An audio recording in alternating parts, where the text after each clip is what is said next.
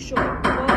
عزیز خانومم، عشقم، تمام زندگی من، رویای آینده من، رویای دلپذیر من، فلان بیزار جینان، برادر من، زنشو، عشقم، نفس، عزیز جیگم. من فقط نگاه میکنم، اما شوهر من من بهش میگم تو فقط کافی بگی فاطمه، اصلا خانوم مانوم نمی بقر سر دلر بقر تو خونه، تو هر جایی هوی نمیای هوی فاطمه برو مادر صدا کن، کوفته برو مادر صدا کن. چرا یه بار نمیگی فاطمه؟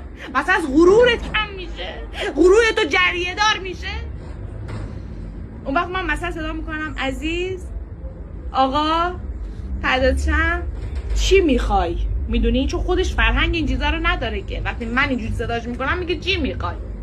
تو دیگه تریاک